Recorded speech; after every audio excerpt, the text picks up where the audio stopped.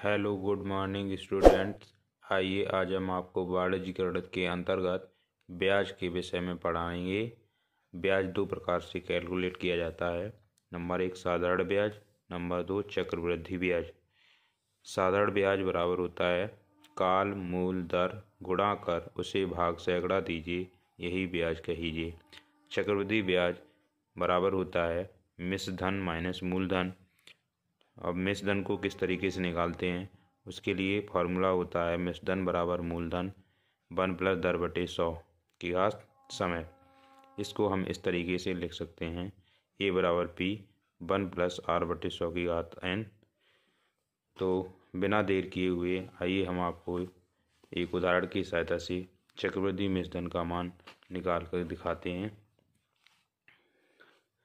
तो यहाँ हमने एक उदाहरण ले लिया है 100 रुपये का 10% वार्षिक ब्याज की दर से 2 वर्ष का चक्रवृद्धि ब्याज ज्ञात कीजिए।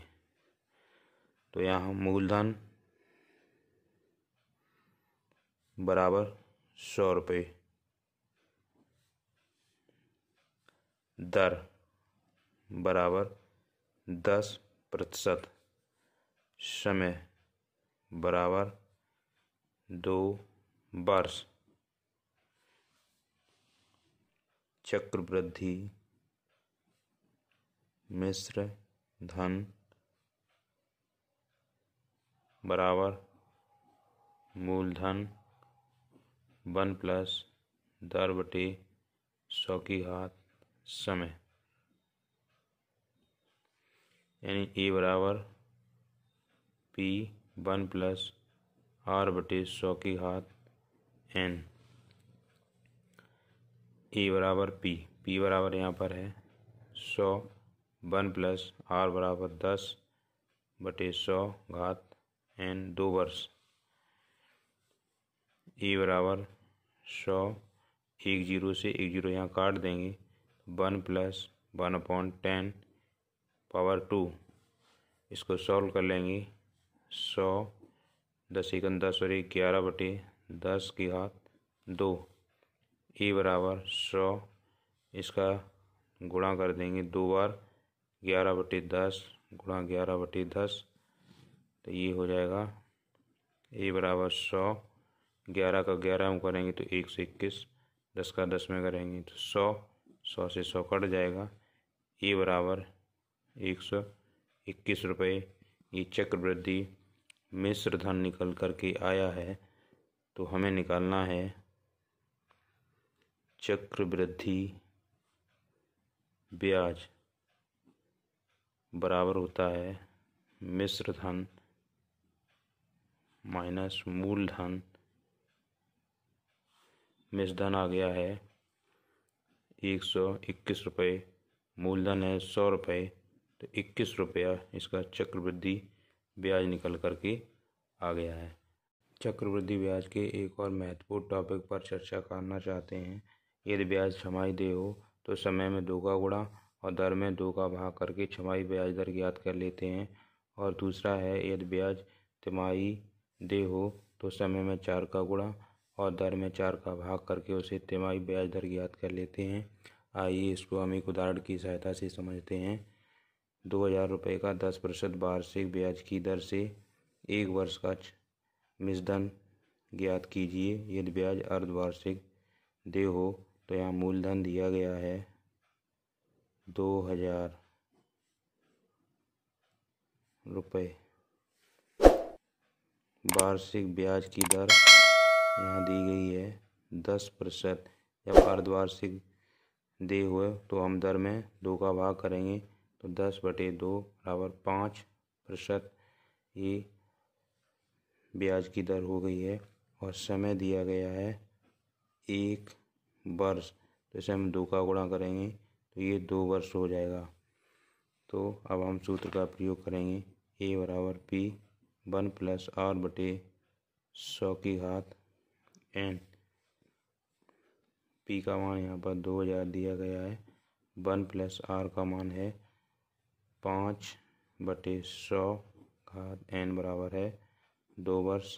तो यहाँ हो गया 2000, 1 प्लस यहाँ काट देंगे 5 एकम 5, 5 दूनी 10, 1/20 तो ये हो गया 2000।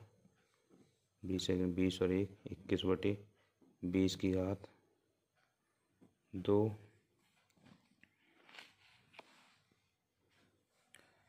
तो ऐसे हम सॉल्व कर लेंगे। 2000 गुणा 21, इसे 2 बार लिख लो, 21/20 गुणा 21/20। इसको 1 0 से 1 0, 2 0 यहाँ कट जाएंगी, 2 दूनी 4, 4 पंचे 20। तो ये 5 और 21 का 21 में जब गुणा कर देंगे तो ये 441 हो जाएगा। इसमें 5 का गुणा कर दो तो 5 एकन 5, 5 चौके 20, 5 चौके 20 और 2 22। इस तरीके से हम अगर ब्याज छमाही दे हो तो हम दर का 2 का भाग करके और समय में 2 का गुणा करके हम इसे बदल करके आसानी से निकाल लेते हैं। इसी तरीके से अगर ब्याज तिमाही दे होता है तो समय में 4 का गुणा करके और दर में 4 का भाग करके हम इसको सॉल्व कर सकते हैं। चक्रवृद्धि ब्याज निकालने के एक और महत्वपूर्ण टॉपिक पर चर्चा करते हैं। तो ये महत्वपूर्ण टॉपिक क्या है, इसको आइए विस्तार पूर्वक समझते हैं। वस्तुओं के मूल्य में वृद्धि और घाटे की दर को अगर आपको निकालना है तो इसको कैसे ज्ञात करेंगे, तो इसको हम एक उदाहरण की सहायता से आपको समझाते हैं। एक साइकिल बनाने वाली कंपनी के उत्पादन में प्रतिवर्ष 5% की दर से वृद्धि होती है। यदि वर्ष 2000 में उत्पादन 40,000 हो तो वर्ष 2002 में कितना उत्पादन होगा। तो यहाँ पर जो है चक्रवृद्धि मिश्रधन की सहायता से इसको लगाते हैं। चक्रवृद्धि मिश्रधन बराबर होता है मूलधन 1 + 10/100 घात समय। तो इसको हम ऐसे भी लिख सकते हैं, A = P 1 + R/100 की घात n। तो A का मान P = 40,000 हो गया, R = 5 हो गया, n यहाँ पर देखो 2000 में दिया गया था, 40,000 2002 में पूछा गया है, तो इसमें समय का हो जाएगा 2 वर्ष। तो इसको हम सॉल्व करते चले जाएंगे। तो यहाँ पर ये 44,100 आ जाएगा। अब इसको एक और उदाहरण हमने यहाँ पर लिया है। दूसरा उदाहरण है, एक स्कूटर के मूल्य में प्रत्येक वर्ष 10% का अवमूल्यन होता है।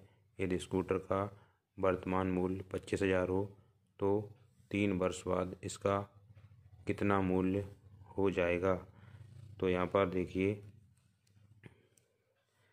दर यहाँ पर दी गई है 10%,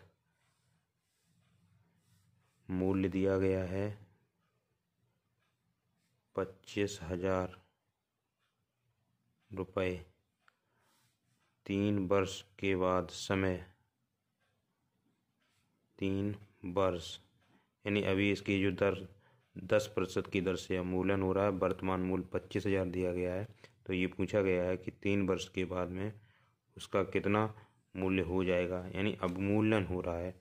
जब अवमूल्यन होता है तो दर को माइनस में लिखते हैं। इस वाले सवाल में देखो दर को हमने प्लस में लिया है। जब यहाँ पर इस सवाल में अवमूल्यन हो रहा है तो हम दर को माइनस में लेंगे। तो इसलिए हम सूत्र का प्रयोग करेंगे, A = P 1 + R/100 की घात n। P बराबर हो गया यहाँ पर 25,000 1 प्लस, अब यहाँ पर दर हम माइनस में लेंगे तो R बराबर यहाँ पर हो गया 10/100 की घात n। समय 3 वर्ष है तो 1 0 से यहाँ पर 0 कट जाएगी, तो यहाँ पर हो जाएगा 25,000 1 - 1/10³ हो गया 25,000। इसको सॉल्व कर लेंगे। 10 एकन 10 में से घटा दो, 9/10 की घात 3। तो यहाँ हो गया 25,000 गुणा, इसे 3 बार लिख लो, 9/10 गुणा 9/10 गुणा 9/10।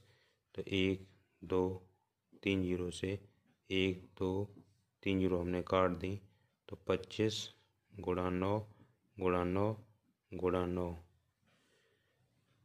इसको हम जब गुणा कर लेंगे तो ये मिला करके 25 9 225 गुणा 9 गुणा 9।